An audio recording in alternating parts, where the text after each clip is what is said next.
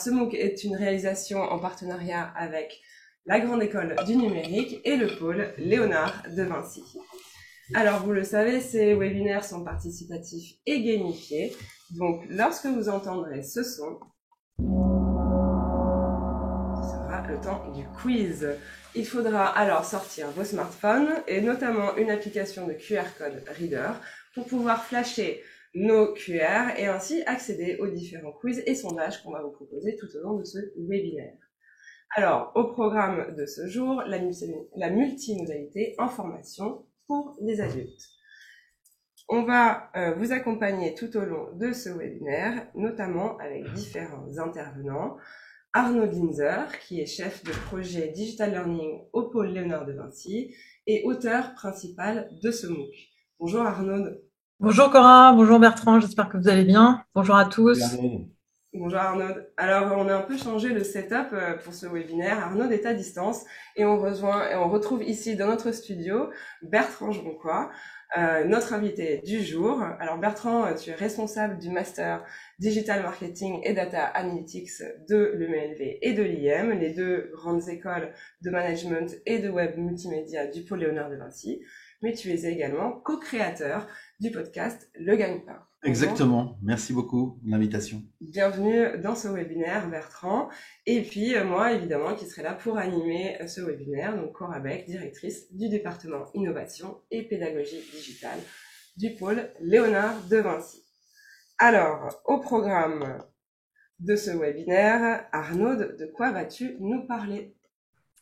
Oui, alors on va faire un retour sur la séquence 3, sur la multimodalité en formation et plus spécifiquement sur les formations, dans les formations pour adultes. Nous reviendrons sur les 5 étapes pour la construction d'un projet de formation multimodale et puis on fera un focus, notamment avec Bertrand, sur les formations en blended learning. Et puis on gardera un petit temps, j'espère, pour répondre à vos questions à la fin du webinaire. Super, merci beaucoup Arnaud. Attention. Mais c'est déjà le temps du quiz. Alors, pour vous engager tout de suite dans ce webinaire, vous allez devoir sortir vos smartphones et flasher le QR code suivant. Hop là. Donc, vous pouvez accéder de différentes manières à ce quiz. Donc, soit vous flashez ce QR, soit vous accédez via l'URL wooklab/mooc-w3 et vous allez pouvoir accéder à ce premier petit quiz. Alors, je sors avec vous mon QR code scanner. J'ai le droit de le faire aussi ? Oui, bien sûr. On va vous laisser un peu de temps pour rejoindre notre quiz.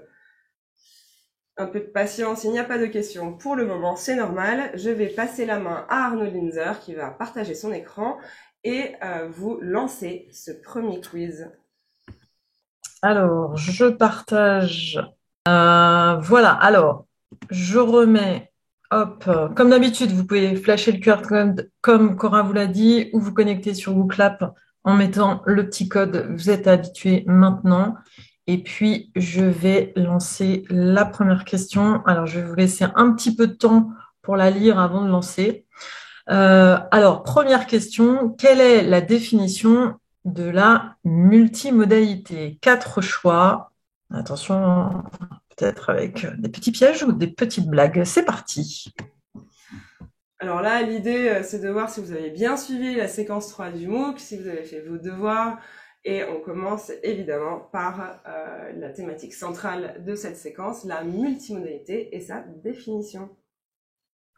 Alors, plusieurs réponses sont acceptées. Attention, il y a des pièges.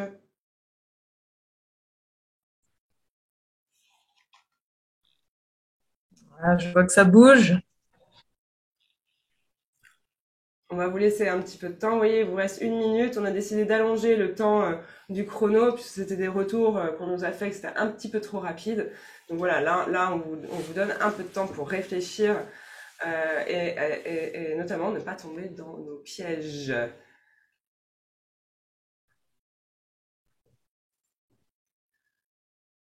Alors, est-ce que la définition de la multimodalité, c'est un parcours regroupant plusieurs types de modules, pouvant intégrer plusieurs modalités pédagogiques, assistées par le numérique ou pas, à distance, en présentiel ou même en situation de travail? Première définition.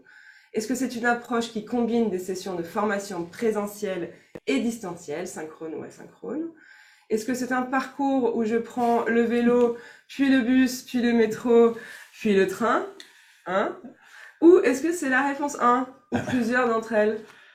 Alors attention, il vous reste 5 secondes avant la fin. Et gong, c'est la fin du quiz. Alors Arnaud, est-ce que tu peux nous afficher les résultats et nous les commenter? Alors, les amateurs de Burger Quiz ont répondu la réponse 1, c'est exact. Un parcours regroupant plusieurs types de modules pouvant intégrer plusieurs modalités pédagogiques, assistées par le numérique ou pas, hein. On n'est pas obligé d'utiliser des outils numériques pour les formations multimodales, à distance ou en présentiel, ou même en situation de travail. Et la définition 3 est correcte également, puisqu'il s'agit de la modalité en transport. Petite blague, un parcours où on peut prendre plusieurs transports, effectivement. Sans oublier la réponse Alors, 4, qui est relancée sur la question 1. Et ça, c'était un petit clin d'œil au Burger Quiz de Alain Chabat. Très bien, donc c'est évidemment la définition de la multimodalité. On va avoir différentes modalités de temps, de lieu, mais aussi de modalités de travail. Donc le temps, ça peut être synchrone ou asynchrone. Le lieu, ça peut être présentiel ou distanciel. Et les modalités de travail peuvent être individuelles ou collectives, avec du coaching, du tutorat, évidemment. Alors la deuxième définition était celle du blended learning. On y reviendra tout à l'heure. Petite transition sonore avant de revenir sur votre définition de la multimodalité qui a été proposée dans le MOOC. Vous deviez donc donner les mots clés de votre définition de la multimodalité et notamment constituer ce nuage de mots. Donc on voit que c'est un nuage qui est très riche puisqu'il y a plusieurs dizaines de réponses et on vous remercie pour ça. Évidemment, les mots qui ressortent en plus gros sont les mots qui ont été indiqués plusieurs fois dans le nuage de mots qui a été réalisé sur MOOClab.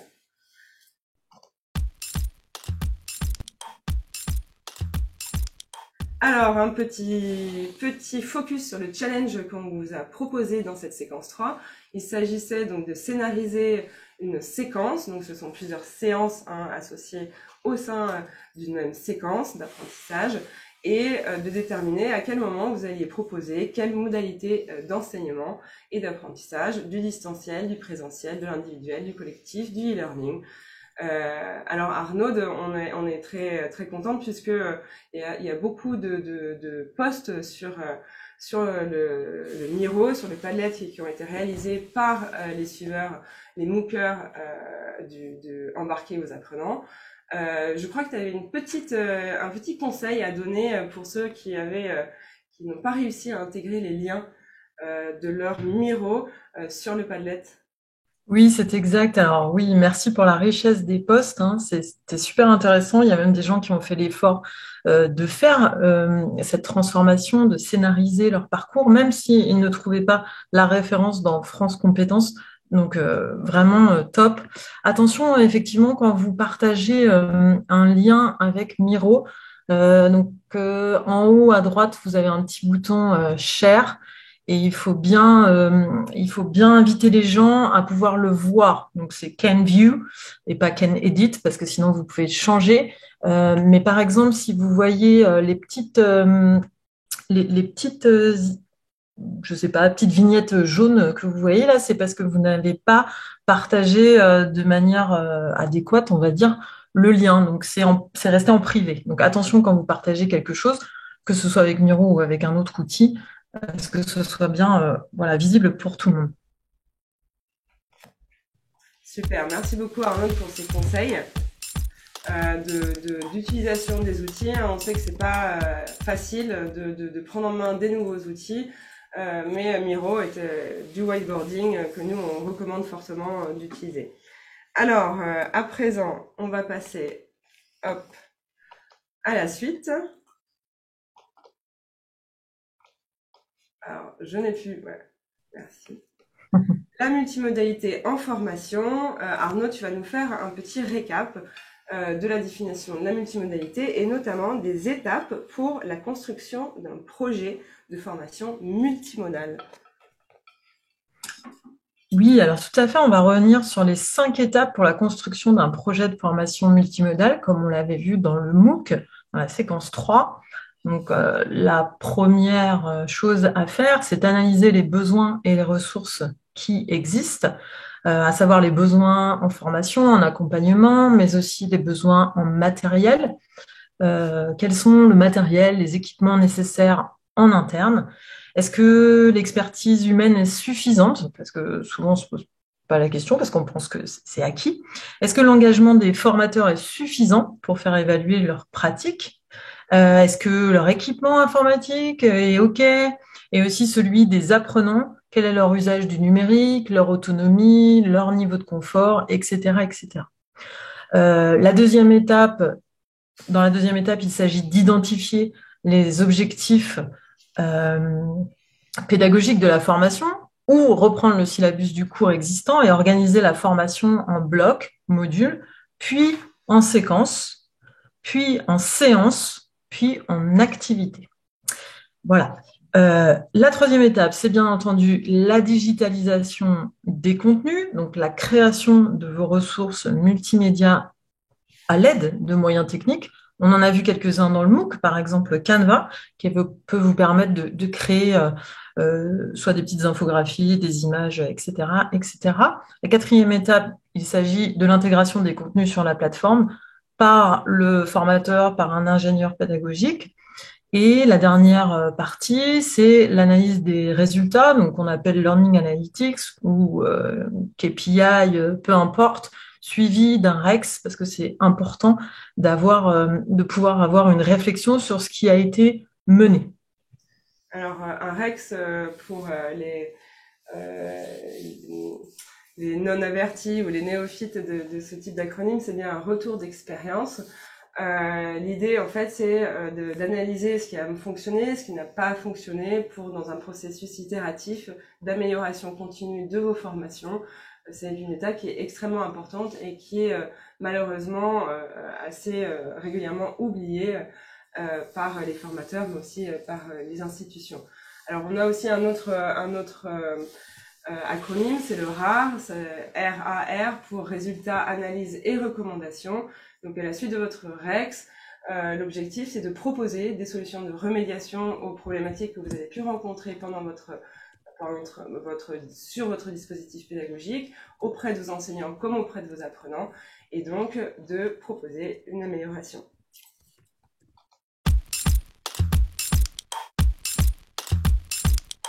Alors, à présent, un petit focus sur la formation en blended learning.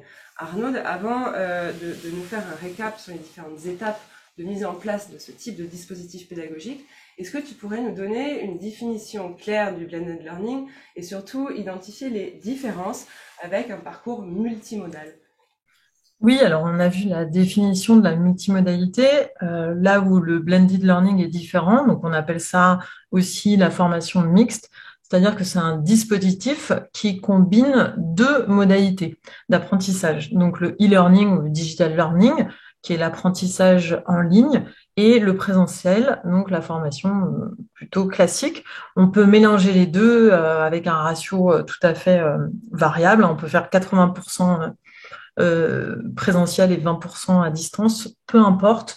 Mais c'est là où se situe la différence avec la multimodalité, c'est que la multimodalité explore davantage de modalités d'apprentissage, d'évaluation, davantage d'outils, etc., etc.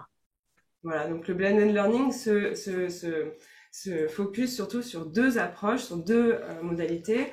On a donc l'asynchrone en ligne avec des modules e-learning ou du vidéo learning et le synchrone en présentiel, en collectif, en classe. Donc l'objectif, évidemment, on le verra tout à l'heure avec Arnaud, c'est de déterminer quels contenus vont pouvoir être faits en ligne, en individuel, et quels contenus doivent être réalisés en classe, en collectif. Alors Arnaud, quelles sont les différentes étapes de la mise en place de ce dispositif de blended learning dans un parcours d'apprentissage? Oui, alors avant de laisser la parole à Bertrand, qui va un petit peu préciser comment il a procédé au sein du Master Digital Marketing et Data Analytics, je vais revenir sur la mise en place d'une formation en blended learning. Donc la première étape, c'est décliner les objectifs pédagogiques en objectifs opérationnels, puis découper le programme en blocs de compétences, si on s'appuie bien entendu sur l'approche par compétences, puis décliner les séquences pédagogiques en séances puis en activités, poser des jalons, donc ça peut être des jalons comme des quiz en ligne pour la formation, pour l'évaluation formative, ou la remise d'un devoir individuel, devoir collectif, etc., un projet par exemple, pour l'évaluation sommative. Ensuite, il faudra sélectionner des contenus sur étagère. On avait vu dans le MOOC la définition du contenu sur étagère. Donc, ce sont les ressources que vous allez trouver sur Internet. Donc, par exemple, sur LinkedIn Learning, si vous avez la possibilité de travailler avec, dans des MOOC, sur Open Classroom, peu importe.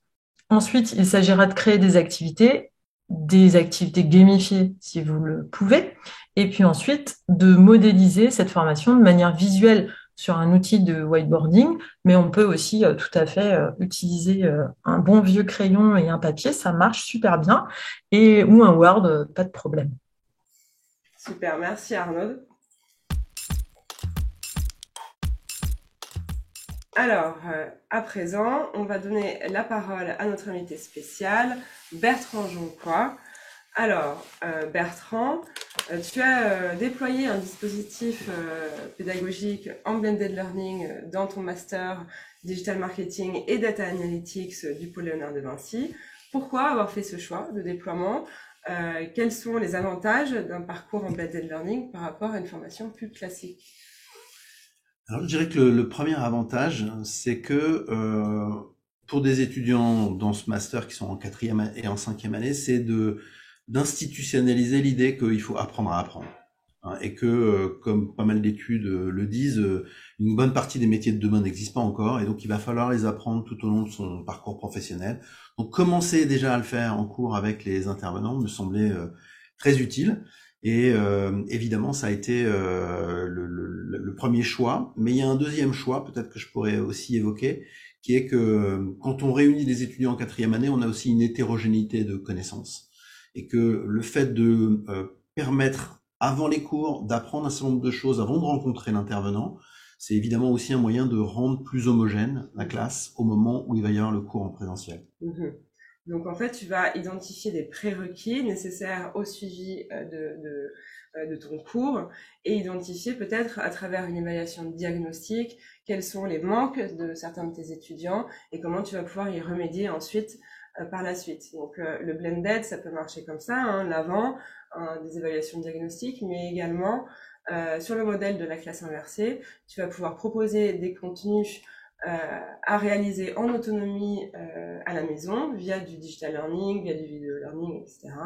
Des contenus qui seront ensuite approfondis en classe via des activités plus complexes et notamment qui vont mettre en avant plus le savoir-faire et le savoir-être des étudiants que le savoir. Exactement, exactement. Et ça renforce justement cette idée que pendant le cours, on va justement pouvoir faire des activités beaucoup plus complexes. Si je prends un exemple, on a un cours de SEO, donc de recherche, de positionnement dans les moteurs de recherche sur Google. Bon, si chacun des étudiants a fait cet effort de bien comprendre de quoi on va parler, de comprendre les tenants et les aboutissants de ce cours, avec le prof, on pourra approfondir beaucoup plus les contenus du professionnel qui vient dispenser son cours aux étudiants. Donc il y a vraiment cette première notion qui est apprendre à apprendre avant le cours. Mmh. Ça, c'est vraiment le premier élément, permettre d'homogénéiser la classe. Après, il y a aussi cette idée que on peut évidemment, l'intervenant peut aussi proposer d'aller plus loin après le cours, ou plutôt entre les cours. Mmh. Par exemple, on est au cours 1 et on va dire, pour le cours 3, on va faire ça, et on peut même évaluer cette notion qu'on aura été voir sur un outil en e-learning, en l'occurrence LinkedIn Learning pour nous. Et puis il y a une troisième notion qui me semble importante d'expliquer aussi, c'est que pour un étudiant reprenant ce cours de SEO, qui a envie d'approfondir le SEO, qui veut peut-être devenir SEO manager demain, on va pouvoir, grâce au prof, choisir un parcours qui permettra d'aller plus loin. Mmh. Et là, qui est non limitatif et non évalué. Simplement, ça permet à l'étudiant justement d'apprendre à apprendre par lui-même pour aller vers son objectif professionnel. Et donc, en fait, tu nous as parlé des A4, donc c'est les années 4, donc voilà, on est en fin de parcours universitaire, à peu près. Est-ce que tu considères que les étudiants d'année 1 sont assez mûrs pour avoir accès à ce type de contenu, ou tu vas plutôt privilégier des apprenants qui sont plus âgés et qui ont déjà une méthodologie dans l'apprentissage? Je pense que c'est bien de sensibiliser les étudiants très tôt à ces solutions, notamment parce qu'on s'adresse à cette fameuse génération de Netflix. Donc ils ont l'habitude de regarder des vidéos, donc leur proposer des cours en vidéo me semble tout à fait pertinent, et c'est sûr que tout le monde a déjà expérimenté.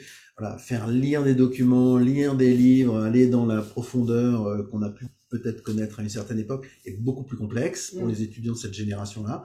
Donc cette génération Netflix, elle est tout à fait capable d'accéder à des contenus en e-learning dès la première année. Par contre, la question, c'est surtout le volume. C'est-à-dire, on y reviendra peut-être un peu sur les retours d'expérience, mais la question du volume doit être un sujet important. Donc de le focaliser sur quelques cours spécifiques en première année, avec des contenus bien cadrés en termes de temps passé. Je pense que c'est quand même un élément important, mais c'est tout à fait possible de le faire en première année, bien sûr. Tout dépend en fait de l'accompagnement qui est aussi proposé pour les apprenants. Mais on y reviendra tout à l'heure dans les prochaines slides. Alors, attention. C'est le temps du sondage. Alors, sortez vos smartphones. Je vais repasser la main à Arnaud qui va nous partager son écran pour que vous puissiez reflasher le QR code, ou simplement vous pouvez aussi actualiser votre page sur votre smartphone et vous aurez accès à la question. J'espère que vous voyez bien mon écran. Il y a une petite question dans le chat, un petit commentaire pour une personne qui avait du mal à voir l'écran, le PowerPoint surtout. Vous pouvez cliquer sur le PowerPoint, ça permet peut-être de mettre en avant le PowerPoint. Je ne sais pas, Maribel, si j'ai répondu à votre question. Alors, je vais lancer le quiz dans quelques instants, ne vous inquiétez pas, mais la question sera: avec quel dispositif et modalité d'apprentissage vous enseignez? J'ai un petit visiteur à côté qui fait des travaux. Alors, je vais lancer le quiz et puis comme ça, je vais couper mon micro aussi. Je vais reprendre la main. Donc du coup, avec quel dispositif et modalité d'apprentissage enseignez-vous? Vous avez 1 minute 30. Alors, est-ce que c'est du présentiel enrichi? Est-ce que c'est du comodal, du blended learning, du module digital learning 100% en ligne, des MOOC ou des SPOC, de la classe virtuelle ou des webinaires, du social learning, du mobile learning, du learning game, gamification, du rapid learning, fast learning ou micro learning, ou digital learning via réalité augmentée et virtuelle? Alors pour ceux dont ces termes ne parlent pas beaucoup, Arnaud, ne vous inquiétez pas, Arnaud va revenir tout à l'heure sur leur définition, mais normalement, si vous avez suivi notre MOOC et notamment le glossaire, tout était expliqué. Alors, il vous reste quelques secondes pour nous indiquer vos usages actuels et la mise en place de vos dispositifs d'apprentissage. Oui, je reviendrai tout à l'heure sans problème. Si vous avez des questions, je regarderai aussi le chat. Allez, plus qu'une vingtaine de secondes.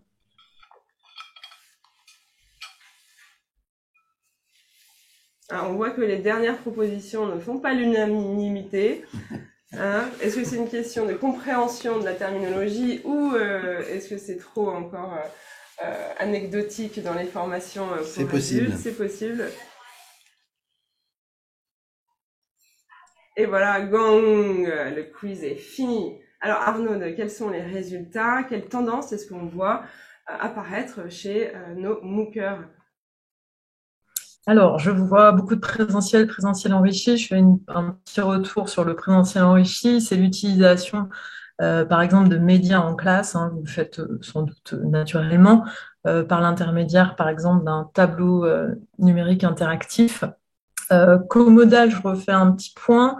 Donc, c'est le fait d'avoir à la fois des étudiants à distance et en présentiel. Le blended learning, on en a parlé. Les modules digital learning aussi, MOOCs, pas de problème.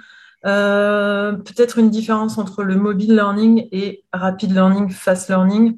Alors, le mobile learning, c'est tout simplement ce qu'on apprend, une modalité d'apprentissage sur smartphone. Petite différence avec le rapid learning ou fast learning, on parle aussi de snack content, désolé pour les anglicismes. C'est-à-dire que ce sont des petites capsules, souvent vidéo ou audio, qui durent moins d'une minute, 30 secondes, qu'on peut utiliser dans le cadre de différents dispositifs, hein, comme le mobile learning, des modules digital learning sans problème. Et puis le dernier, le phygital learning. Le phygital learning, c'est un concept hérité du marketing. Donc, quand les grandes enseignes ont proposé, par exemple, des tablettes, un aspect numérique dans la présence du magasin. Donc, je vois que ces deux derniers ne sont pas utilisés par vous, un peu moins aussi MOOC, SPOC, Social Learning, Mobile Learning, mais je vois avec plaisir que la gamification avance, donc c'est bien, je suis contente. Oui, parce que Arnaud, tu es très fan de gamification et tu vas d'ailleurs bientôt monter une formation au Pôle Léonard de Vinci qu'on va peut-être transformer en masterclass. Et donc, vous serez évidemment informés de cette formation à la gamification.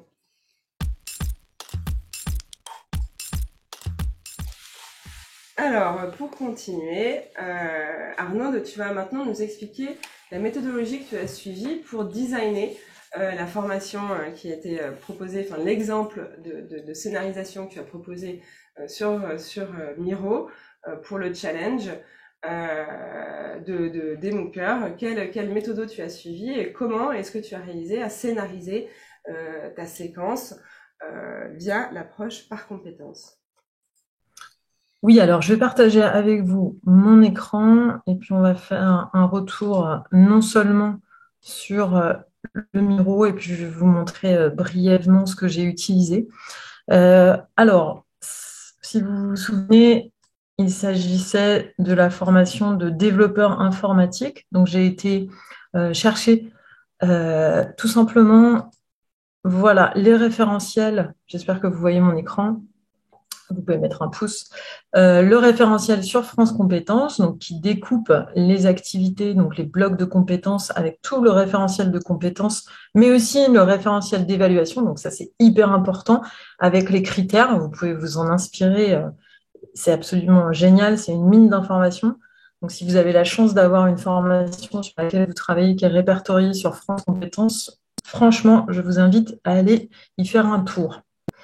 Alors, dans la première partie du schéma, alors je n'ai scénarisé qu'un petit bout, hein, parce que je ne vais pas vous faire peur, je ne vais pas tout scénariser. D'abord, donc, pour le découpage, j'ai évalué, au début, j'ai évalué à la louche, après, j'affine. Combien d'heures ça va me prendre pour faire tout ça? Combien j'ai besoin d'heures et combien de temps va durer mon évaluation finale? Donc là, il s'agissait, je vais zoomer un petit peu, du bloc 1 de l'activité où c'était l'analyse du besoin logiciel de l'entreprise et pour formaliser une étude préliminaire. Donc ce bloc, je vais prendre, excusez-moi, un petit pointeur, ce sera plus facile. Voilà.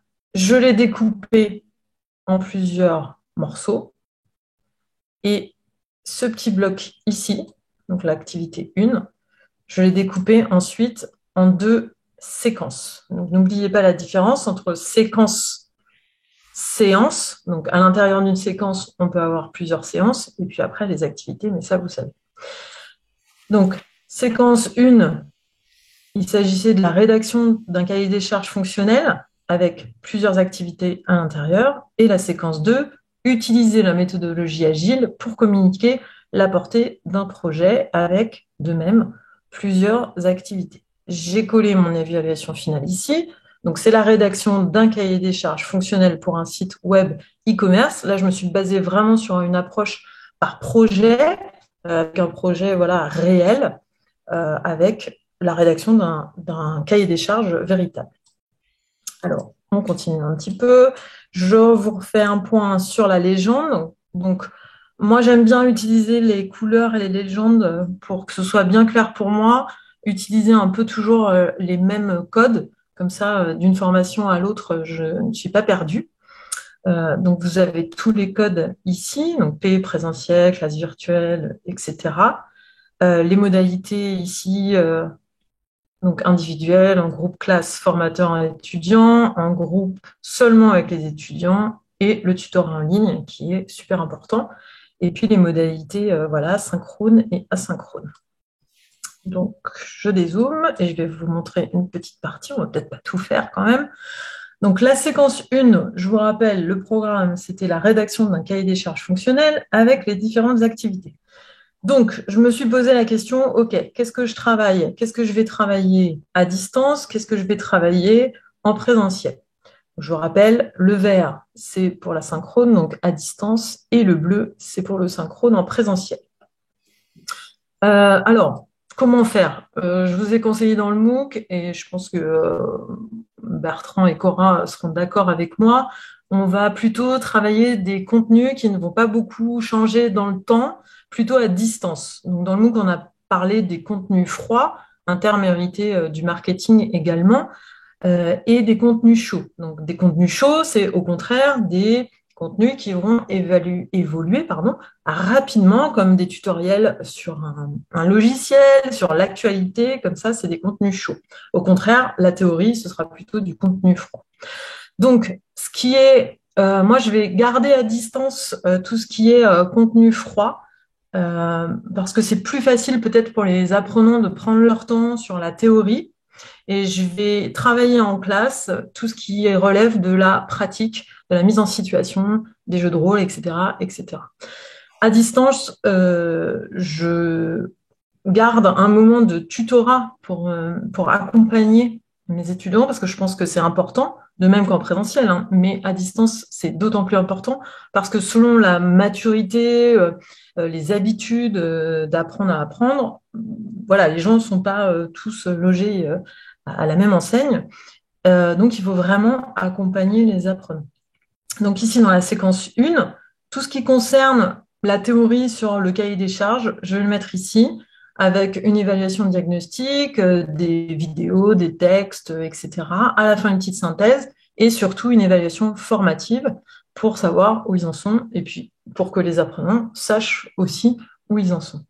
Au contraire, en présentiel, je vais faire d'abord une remédiation, c'est hyper important aussi, sur le module en ligne précédent, avec peut-être une évaluation au début, un petit quiz sur WooClap. Ensuite, on va faire le cours. Donc, le cours, c'était comment recueillir les besoins du client, à savoir mener des entretiens, catégoriser et prioriser les besoins. Donc là, on va travailler avec des jeux de rôle, avec quelque chose d'un peu plus pratique et à la fin, une petite évaluation formative ou un bilan de la séance ou un bilan de la séance, etc., etc. Donc, vous voyez la disposition un peu générale et l'alternance du synchrone, de l'asynchrone synchrone. Et à la fin, donc, l'évaluation avec le rendu de projet, l'évaluation des projets avec un feedback. Rappelez-vous, hein, une évaluation sans feedback, pour moi, ça ne sert à rien. Donc, il faut faire un feedback. Et bien sûr, la note, mais qui n'est pas une fin en soi. Je vais arrêter mon partage d'écran et redonner la parole à Cora et à Bertrand. Waouh! Merci Arnaud. Incroyable. Alors Arnaud, tu proposes aussi ce type de formation au sein du pôle Léonard de Vinci pour les formateurs en interne, notamment avec la formation Designer son cours. Et tu utilises des outils de whiteboarding pour que ce soit bien visuel et que les gens puissent identifier les différentes modalités de formation et comment est-ce qu'on scénarise justement les séances au sein d'une séquence. Merci beaucoup pour ce retour d'expérience Arnaud et de nous avoir expliqué en fait ta méthodologie de travail. Je pense que c'est important de pouvoir partager ce savoir-faire et de mutualiser nos connaissances entre pairs.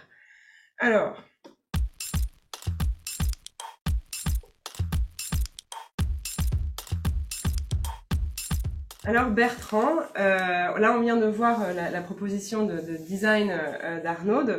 Toi, en tant que responsable du master DMDA, Comment est-ce que tu accompagnes tes enseignants et les enseignants qui travaillent pour toi dans le cadre de ce master dans le design de formation? Qu'est-ce que tu as mis en place avec eux pour leur permettre d'acquérir les compétences à designer une formation, un suivi peut-être de ce qu'ils font, et quels conseils pratiques est-ce que tu pourrais donner aux enseignants qui souhaiteraient se lancer dans ce nouveau type de dispositif d'apprentissage? Premier conseil, je pense, c'est il faut s'assurer de l'engagement des intervenants et des profs. Je pense que c'est un élément essentiel. Donc, ça veut dire que dans ce qu'on fait et dans les périodes de tests qu'on a fait, on a fait une période de test l'année dernière avec une petite partie des étudiants et des profs. Et cette année, on l'a déployé depuis 6 mois sur tous les cours et tous les profs. On a embarqué à peu près la moitié des profs. Donc, ça veut dire que dans la moitié des cours, que ce soit en 4e et en 5e année, on a mis du blended learning. Donc ça, c'est la première chose, embarquer les profs, s'assurer que ça les intéresse. Et il y a quand même pas mal de choses comme argument qui est, ben voilà, vous allez pouvoir apprendre des nouvelles façons de gérer la relation avec des apprenants. Vous allez pouvoir aussi accéder à du contenu nouveau, notamment nous via LinkedIn Learning. Ça intéresse aussi les profs de regarder ce qui a été fait et de voir quels sont les contenus supplémentaires. Donc ça, c'est la première partie du travail, qui est la plus importante, qui est la plus longue, et qui embarque au moins 3 mois de travail avec tous les profs. Mmh. Donc du coup, est-ce que c'est toi qui propose une scénarisation de tes modules et qu'ensuite est reproduit par tes intervenants, ou est-ce que tu les formes à créer eux-mêmes leur scénarisation? Alors ça, c'est une très bonne question. La scénarisation pour le démarrage, comme on avait beaucoup de profs à embarquer, beaucoup d'étudiants aussi, juste pour rappel, il y a un peu plus de 370 étudiants dans le master, donc ça veut dire que ça fait beaucoup de classes, beaucoup de cours, beaucoup de profs. La première façon de scénariser, on l'a fait un peu plus simplement que ce que proposait Arnaud tout à l'heure, c'est-à-dire qu'on a vraiment scénarisé en disant, voilà, qu'est-ce qu'on va faire avant le cours? Pour tous ceux qui ont embarqué avec nous dans le blended learning, qu'est-ce qu'on va faire avant le cours? Et donc on a défini vraiment clairement ce qu'on allait faire avant le cours. Qu'est-ce qu'on allait faire pendant le cours? Et quand je dis pendant le cours, ça c'est très important, parce qu'on a eu des discussions longues là-dessus. C'est pas pendant les cours, c'est entre les cours. Donc ça veut dire vraiment intégrer cette notion de e-learning pendant les cours. Et puis qu'est-ce qu'on va faire après les cours? Et donc ça mobilise un volume déjà d'heures de cours. Et puis après, évidemment, on va essayer de dire comment on organise le volume dans chacun des cours. Donc c'est quoi avant les cours? 10, 20 minutes par exemple, ça peut être un premier critère. C'est quoi pendant les cours? 1 à 2 heures pour un cours qui fait, disons, 15 heures.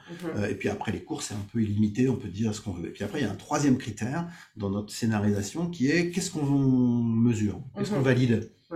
Quelles compétences on valide? Qu'est-ce qu'on fait? Et donc là, moi, ce que j'ai essayé de faire, c'est de dire, voilà, à chaque fois qu'on va faire quelque chose en vidéo, on va mesurer ça, c'est-à-dire qu'on va faire un quiz, on va faire une évaluation. Donc avant le cours, on va mesurer, et puis entre les cours, on va mesurer. Après les cours, je l'ai dit tout à l'heure, ça c'est optionnel, donc il n'y a pas de mesure.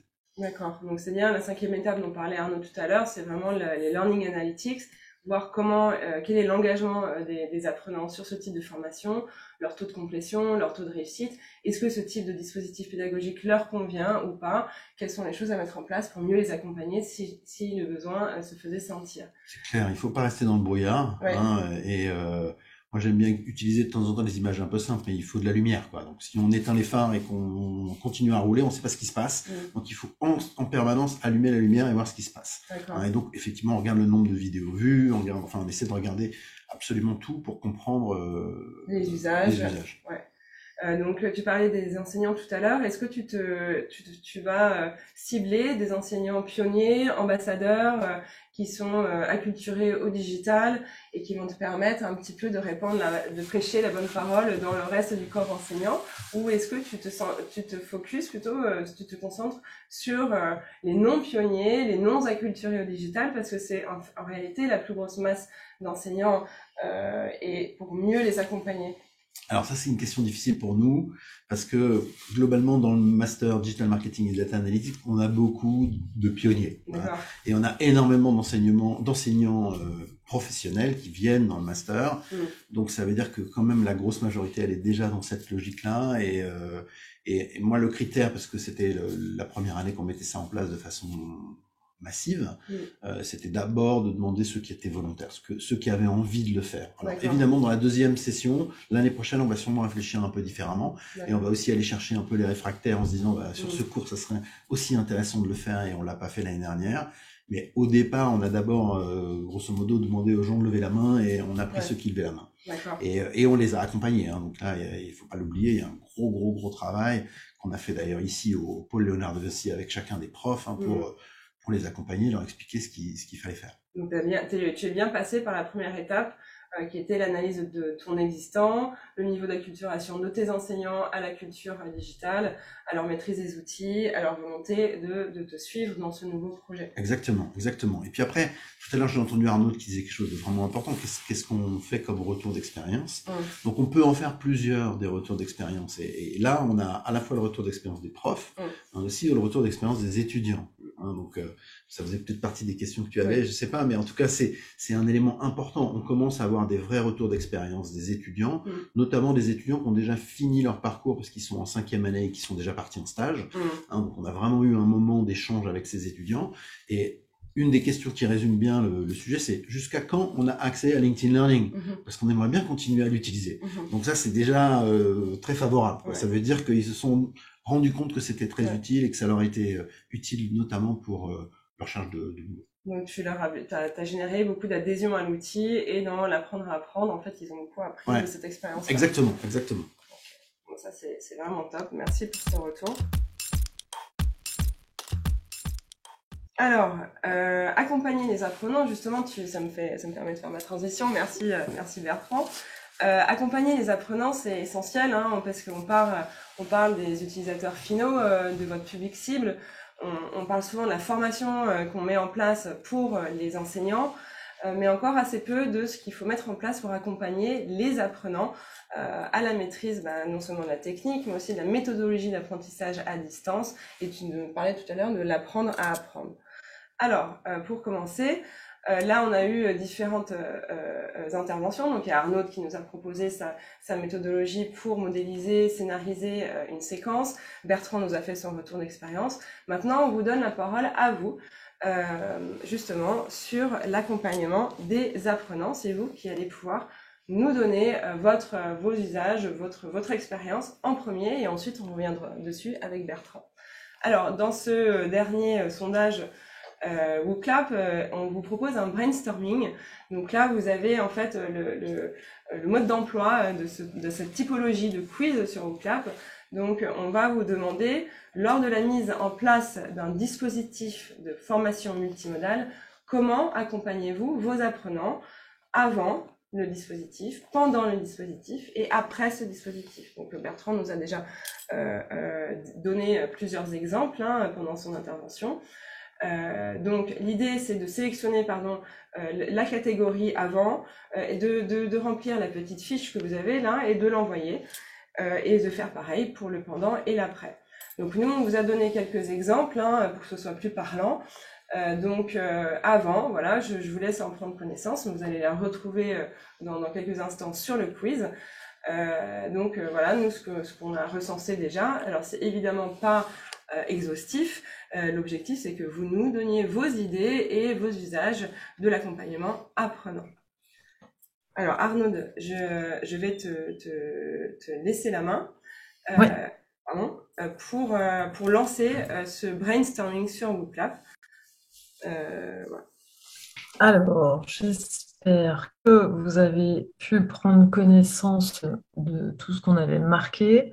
Alors, il va falloir travailler un petit peu, hein. Donc ne vous inquiétez pas, on n'a pas mis de chrono, de manière à ce que vous ayez le temps de pouvoir répondre. Donc, je lance, c'est parti. Et puis, voilà, je vous laisse un peu de temps. Je pense que la musique de tension manquait la dernière fois. On a eu des réclamations dans le chat, Cora. Alors, vous pouvez aussi également liker les réponses ici et vous pouvez aussi, bien entendu, les compléter avec plaisir. Oh, ça commence à arriver, c'est bien, c'est beau.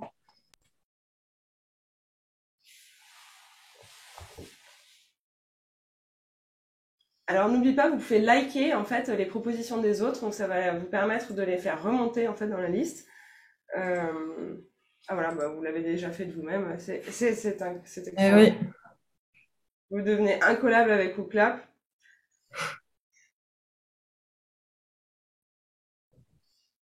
Alors n'hésitez pas à faire vos propres propositions, hein. Nous on en a mis quelques-unes, mais voilà, il y a plein d'autres choses à proposer. L'idée ici, c'est qu'on mutualise un petit peu nos savoir-faire, puisque les personnes qui suivent ce MOOC sont des pairs, on est tous ingénieurs pédagogiques ou responsables de formation ou enseignants, et donc voilà, chacun développe ses usages. L'idée, c'est évidemment de partager nos bonnes pratiques entre nous pour qu'on puisse tous monter en compétences et bénéficier en fait des retours d'expérience de chacun. C'est pour ça qu'on vous propose cette typologie d'activité aujourd'hui. Bon, bah, c'est bien. Ouais, c'était bien, c'était bien. Alors, Arnaud, est-ce que tu veux nous faire un petit retour sur l'avant de ce qui a été le plus liké et de ce que les participants au webinaire ont pu proposer? Oui, alors je vois apparaître pour l'instant l'avant avec le quiz de connaissances antérieures, donc l'évaluation diagnostique. Classe virtuelle de présentation, ça hyper intéressant, effectivement. Jeu quiz, donc ça rejoint le quiz sur les connaissances antérieures. L'évaluation de besoins, si vous êtes... oui, ça peut passer par des questionnaires, par des entretiens, si on a un peu plus de temps. Pendant, qu'est-ce qui apparaît en premier? Feedback permanent après activité, ça j'adore, je likerais si je pouvais. Je valide à fond. Répartition d'un groupe classe en niveau de compétence, ça si vous avez la chance de pouvoir le faire. Après, ça dépend vraiment de votre effectif, hein, parce que quand on a des classes de 300, un peu plus compliqué que des classes de 20. Et l'après qui remporte l'adhésion, les quiz boosters, évaluation des acquis à froid, ouais, très bien. Acquis, évaluation, on peut faire à froid, chaud à froid, on peut tout faire. Je vois apparaître plein de choses super intéressantes. Je vais peut-être encore vous donner, allez, 10 secondes pour terminer, et puis on va regarder un peu les résultats ensemble. Et puis je pense qu'on publiera les réponses dans le MOOC, parce que là, je vois des choses super intéressantes, donc ce serait intéressant, ça fait 2 fois que je dis intéressant, de les partager avec tout le monde. Ouais, allez, j'arrête. J'arrête. Hop. Tu me repasses la main? Oui. L'objectif dans le avant, pendant, après, c'est évidemment d'avoir un accompagnement continu des apprenants, puisque c'est vraiment la communication avec eux, le coaching, le suivi pédagogique individualisé au collectif qui va générer l'adhésion et qui va permettre la réussite de votre dispositif pédagogique. Donc c'est absolument essentiel qu'on soit sur un cours sur un dispositif blended, multimodal, ou du 100% en ligne. Voilà, c'est l'accompagnement, la communication, c'est vraiment, en tout cas pour nous, le cœur des facteurs de succès d'une formation.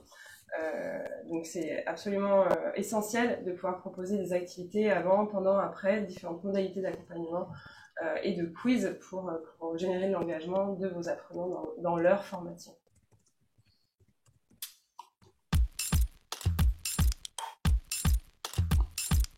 Alors, on va redonner la parole à Bertrand. Bertrand, tu as déployé donc ton dispositif de blended learning depuis plus de 6 mois. Quel est ton retour d'expérience? Quels sont les usages des apprenants? Et comment les as-tu accompagnés? Mais également, qu'est-ce que tu as pu observer dans tes retours d'expérience, dans tes REX, donc quels axes d'amélioration est-ce que tu vois pour la suite pour mieux générer de l'engagement apprenant? On a déjà dit pas mal de choses sur les retours d'expérience positives, à la fois positifs, à la fois sur les enseignants, les apprenants et la façon dont on a réussi à organiser ça cette année. Moi, j'aimerais bien attirer l'attention de ceux qui nous écoutent sur les axes d'amélioration. Et parce que on a tous tendance à se dire, bah voilà, ça va être formidable, on va faire des trucs en plus, on va apprendre à apprendre, on va utiliser la génération Netflix, voilà, voilà. Et bon, il y a quand même des choses qui remontent et qui sont quand même intéressantes à noter. La première, c'est que ça nécessite une nouvelle coordination. C'est-à-dire que d'abord, il faut coordonner les profs pour qu'ils le fassent à peu près tous de la même manière. En tout cas, on essaie quand même d'avoir des règles. Je pense notamment aux règles de temps passé. Hein, typiquement, on a eu des excès avec des volumes de vidéos à regarder trop importants. Voilà. Donc ça, c'est quand même un élément important à évoquer. Il faut essayer de cadrer les choses pour que les volumes soient tels qu'on les avait prévus au départ, en fait, hein, et que ça ne s'élargisse pas trop, parce que, évidemment, après, ça devient compliqué. Après, se rajoute la coordination des profs entre eux, hein, et notamment, il faut aussi faire attention au fait que si on fait du e-learning, et si le e-learning devient important et se généralise dans beaucoup de cours, je dis à peu près la moitié des cours, cette année en quatrième et en cinquième année, il faut pas que sur une semaine il y ait trop de choses à faire parce qu'il y a plusieurs profs qui ont aussi chacun demandé des choses. Hein, donc ça veut dire que ça nécessite des nouvelles façons de se coordonner, ce qui est pas simple, objectivement, ce qui est pas simple, mais qui est passionnante parce que évidemment ça nécessite de se dire, ben voilà, le temps passé en dehors du cours, on va vraiment pouvoir le quantifier. Hein, on a souvent tendance à dire qu'il y a beaucoup de temps passé en dehors du cours pour des étudiants, mais on a du mal à le quantifier, on a du mal à dire ce qu'ils font, on a du mal à évaluer ce qu'ils font. Là, on commence à avoir une petite partie d'évaluation grâce justement au temps passé sur les vidéos. Donc cette idée de coordination, elle est vraiment importante. Elle est clé pour la réussite. Elle est vraiment clé pour la réussite.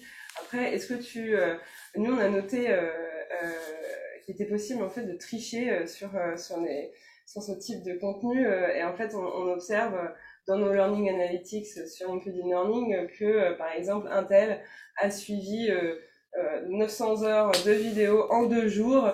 Alors, en fait, il faut faire attention à ça aussi parce que l'analyse des Learning Analytics, on peut tout et rien dire sur des datas, donc il faut aussi apprendre à les analyser, à en ressortir des grandes tendances, et à pouvoir être en mesure de les comprendre pour réagir et pour proposer des actions. C'est sûr, c'est que là on se retrouve dans les mêmes sujets que l'analyse d'analytics sur les vidéos. Bon, ben voilà, on sait qu'on a des dérives, des gens qui allument la vidéo et puis qui s'en vont. On a aussi le phénomène qui est un phénomène encore une fois lié à la génération Netflix dont je parlais tout à l'heure, qui est de regarder les vidéos en accéléré. Hein, donc pour certains cours, c'est tout à fait possible. Mais en même temps, on a aussi les dérives à l'inverse, parce qu'on l'a vu avec certains étudiants, d'étudiants qui ont fait carrément une retranscription complète parce qu'ils savaient qu'ils allaient être évalués, donc ils ont réécrit quasiment l'intégralité du texte de la vidéo. Donc voilà, il faut savoir jauger entre voilà, ceux qui vont regarder les vidéos sans les regarder, voir les vidéos sans les regarder, et puis ceux qui vont faire trop.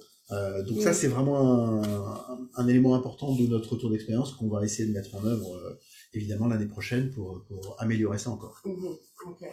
Super.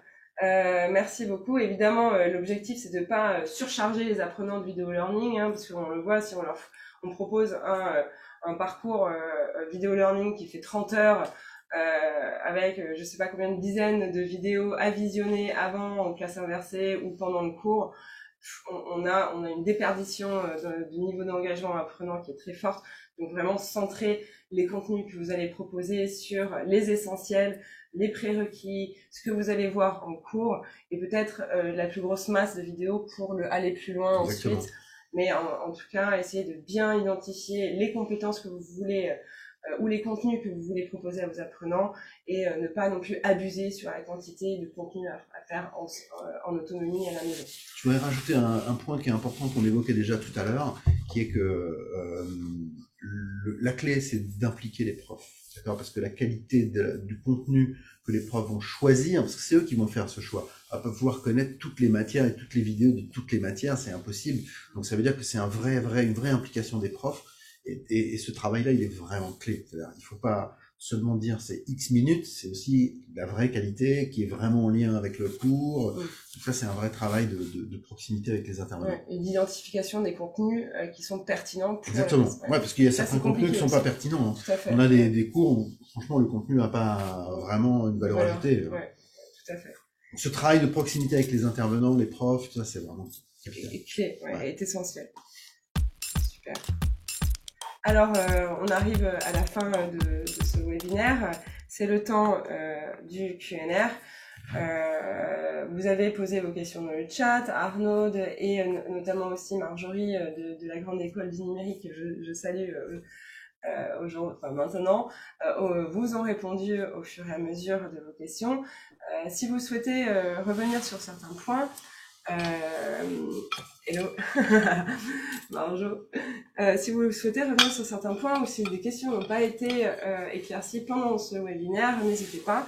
Il nous reste 5 minutes, donc vous pouvez les poser dans le chat. Je vais laisser la parole à Arnaud, puisque c'est elle qui gère le chat du webinaire. Oui, alors j'ai une petite, c'est pas vraiment une question, mais une petite remarque de Vincent. Pourquoi ne pas demander aux apprenants de produire leur propre vidéo résumé de cours à évaluer par les pairs et le formateur? Ça éviterait des transcriptions de vidéos existantes juste pour les examens. C'est vrai, ça se fait dans le social learning, dans le peer learning. Il y a des profs qui le font au pôle Léonard de Vinci. Ça reste un petit peu, je dirais, marginal, mais c'est une bonne proposition. Moi, je trouve ça... quand j'étais prof de français langue étrangère, je le faisais souvent. Des petites vidéos que faisaient les apprenants et ça marche super bien. Et aussi, le fait de s'évaluer entre pairs, l'évaluation par les pairs, je pense que sans un gros dispositif, on peut faire quelque chose de très, très bien. Alors, note juste un mot là-dessus. Pour moi, ça ne vient pas en substitution du e-learning, c'est quelque chose qu'on rajoute. Oui. Donc, oui, tout à fait. L'utilisation de la vidéo au sens large, pour moi, se renforce encore en utilisant la vidéo en e-learning, parce que ça montre que c'est un outil qu'on peut utiliser à la fois au début, pendant, après, et évidemment en réponse à ce qui s'est passé pendant le cours. Sur certains cours, on le fait déjà, bien sûr. De demander aux apprenants de réaliser les contenus du cours eux-mêmes, c'est une notion qui est, c'est un principe qui est hyper intéressant parce que et c'est un peu la classe renversée, hein, et ça nécessite un accompagnement qui est important de la part de l'enseignant, mais ça permet de responsabiliser les apprenants dans leur apprentissage, de les rendre acteurs de leur apprentissage, d'aller leur apprendre à chercher en ligne, à créer du contenu. Et c'est évidemment aussi essentiel dans l'acquisition de compétences qui vont leur permettre d'arriver de manière plus sereine sur le marché de l'emploi, puisque là, on développe aussi des compétences de l'employabilité. Donc, c'est une très bonne remarque et c'est évidemment une recommandation pour ceux qui souhaiteraient se lancer de faire créer le contenu du cours à vos étudiants. C'est en leur donnant les moyens de le faire, mais c'est effectivement une super bonne idée. Oui. Et manipuler tout simplement la vidéo, parce que là on parlait de vidéo learning, de e-learning en vidéo. Bon, manipuler la vidéo à quelques moments que ce soit dans la formation, c'est évidemment quelque chose qu'il faut faire. Tout à fait. Arnaud, je te repasse la parole. Est-ce que tu as d'autres Oui. Il y a une dernière question. Alors je vais la poser à Bertrand et Cora également. Est-ce que vous avez puis à tout le monde, avez-vous des conseils pour motiver des profs a priori récalcitrants au digital? Alors j'ai lu il y a pas longtemps un commentaire dans LinkedIn qui était hyper intéressant, qui disait personne n'est réfractaire au changement, c'est juste on est réfractaire à la façon dont on impose le changement aux autres. Et je trouvais ça très révélateur parce que souvent on décide je sais pas, dans un département de faire quelque chose, on n'en parle pas du tout aux profs, et puis ça arrive comme ça, et puis les profs sont pas très accompagnés, ou ça vient de nulle part pour eux en tout cas, parce que pour le département c'est assez clair. Donc quel conseil on pourrait pour motiver les profs? Moi je dirais déjà de les inclure dès le début. Je pense que intégrer toutes les parties prenantes dès le début, c'est intéressant. Alors pas dans toutes les réflexions, parce que c'est compliqué, mais oui, Cora parlait de communication aussi hors caméra. C'est vraiment super intéressant. Peut-être Cora, Bertrand, vous pouvez compléter. Évidemment, échanger, discuter avec eux, leur expliquer pourquoi c'est aussi important, pourquoi cette génération-là, celle dont on parle, elle est très attentive à tout ça. Mais moi, je pense qu'il y a une autre méthode, en tout cas que moi j'utilise maintenant très régulièrement, qui est de regarder les évaluations des cours. Hein, c'est-à-dire que pour tous les cours qui sont donnés à l'école, on a une évaluation qui est faite par les étudiants. Donc ça, c'est à la fin des cours, à la toute fin des cours. C'est une évaluation anonyme, donc ça veut dire que ça donne quand même une bonne idée. Et surtout, ce qui est intéressant, c'est que ça permet de comparer. Hein. Et cette notion-là, elle apparaît tout de suite. Hein. Donc j'ai eu encore, ça fait déjà quelques temps que j'ai pas eu ça, mais j'ai eu encore il y a quelques années des évaluations du genre elle regarde ses slides et elle lit ses slides, ou il lit ses slides, et bon voilà, et donc on voit bien tout de suite que il y a un problème qui est soulevé par les étudiants. Donc je pense que sur la partie adoption du digital, passer un peu de temps avec le prof pour montrer quels sont les commentaires sur son propre cours, mais aussi qu'est-ce qui peut être dit sur les autres cours, c'est un puissant moteur. Oui. L'accompagnement au changement, ça passe par évidemment de la communication, l'embarquement, il faut embarquer, il faut expliquer les objectifs du déploiement d'un nouvel outil, les avantages en termes de pédagogie. Hein, faut pas partir sur des choses qui sont juste pour faire du buzz ou de la com. En fait, il faut vraiment qu'il y ait un intérêt pédagogique derrière. Bien expliquer et former les gens dans le temps, les écouter, rester vraiment centré sur le parcours utilisateur, sur les besoins de vos enseignants. C'est la meilleure façon de les embarquer, c'est de les écouter, d'analyser leurs besoins et de leur proposer des solutions qui répondent à leurs besoins. Voilà. Et surtout aussi ne pas déployer trop d'outils à la fois, puisque on a besoin, enfin on dit qu'aujourd'hui il faut 3 ans à peu près pour bien déployer et institutionnaliser un outil. Voilà, je crois qu'on arrive à la fin de ce webinaire. Je vous remercie beaucoup pour votre participation ainsi que sur scène du MOOC. Merci beaucoup Bertrand. Merci à toi, merci à Arnaud. Et merci beaucoup Bertrand. Arnaud. Si vous avez des questions et que vous voulez poursuivre le dialogue avec moi, n'hésitez pas à me contacter sur LinkedIn, je suis assez présent et je réponds assez vite. Ouais, tout à fait. Et découvrez aussi le Gagne-Pain. Le Gagne-Pain, il y a absolument un super podcast sur les métiers du digital que vous pouvez découvrir, qui s'appelle Le Gagne-Pain. Exactement. Voilà, c'est ça. Donc, tu expliques un peu les différents métiers, les nouveaux métiers du digital. Si tu devais expliquer, par exemple, qu'est-ce que c'est un content manager à ta grand-mère? Exactement. Comment est-ce que tu le ferais? Donc, c'est vraiment de la démocratisation, de la vulgarisation de ces métiers. Et c'est intéressant parce que, voilà, c'est tout nouveau et on ne sait pas toujours sur quel pied danser. Exactement. Et c'est raconté par des jeunes professionnels qui font ce métier à chaque fois et qui expliquent leur métier. Voilà, super intéressant. En tout cas, merci beaucoup à tous pour votre participation et je vous dis à la semaine prochaine, jeudi, midi, 13h, pour le dernier webinaire sur la séquence 4 du MOOC et la gamification et le nudge. Merci à tous et à très bientôt. Au revoir. Au revoir. Merci à tous.